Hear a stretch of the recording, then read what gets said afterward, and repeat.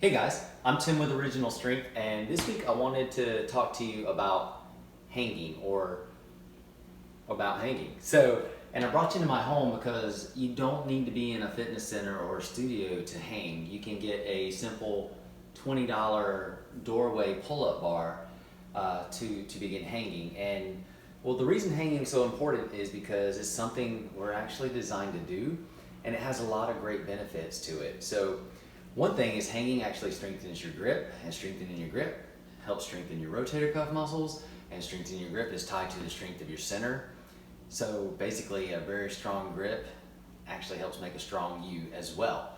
The body is so wonderfully made that all these little pieces, like the information from your hands, the information from your feet, they all work together with the rest of your body and the information it generates and goes into your brain, and it develops in a whole you.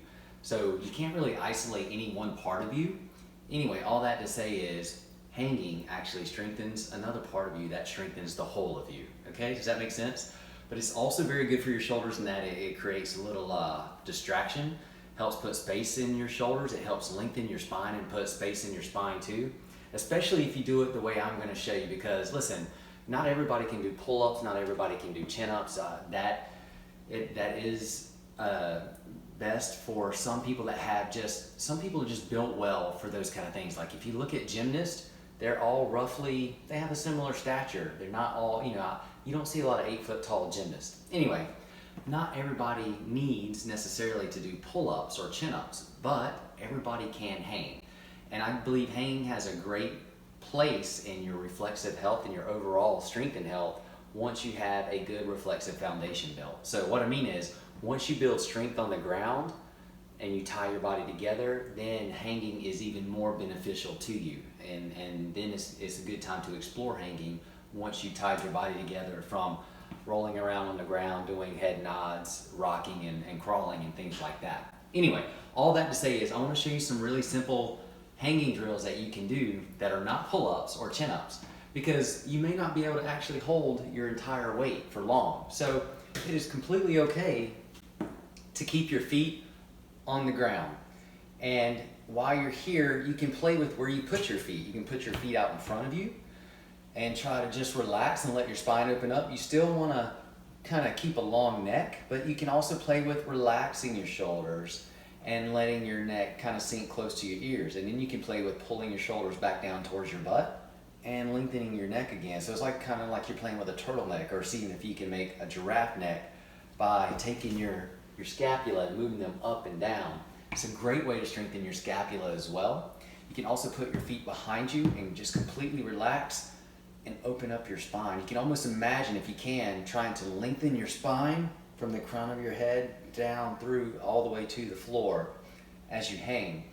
Now the cool thing about this too is you still want to breathe. So the longer you are, the harder it is to breathe down with your diaphragm down into the base of your lungs. Hanging provides a great way to try to strengthen your ability to breathe when you're stretched out. What I'm saying is if you learn how to breathe like this, you're in good shape and it'll make you stronger. The other thing you can do is just keeping your feet on the floor. You can play with hanging from one arm. So I could let go of this arm, but I've still got my feet on the floor to support me. And I can totally just work on my grip strength and shoulder health on this side.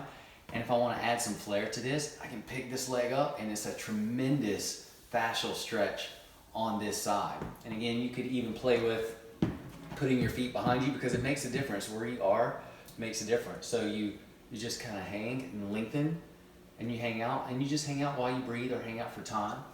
And then you can switch sides and then do the other side as well. And again, if you wanted to really stretch your fascia out, you could do that too.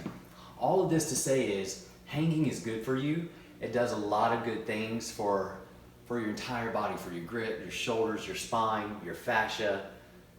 Reflexively, it adds another layer of reflexive strength to you. If you have a good foundation of reflexive strength that you built from the floor, it makes you stronger as a whole.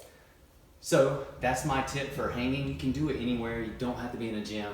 You can use a doorway pull-up bar, and you don't have to do pull-ups. You absolutely can. Like You wanted to raise your feet and just hang for time. Now you're strengthening your abs, all kinds of good stuff, but you don't have to. You can practice hanging and strengthening your body little by little, piece by piece, by doing simple things and just using enough of your weight or pushing into the floor as much as you need to allow you to kind of find where you want to be and hang.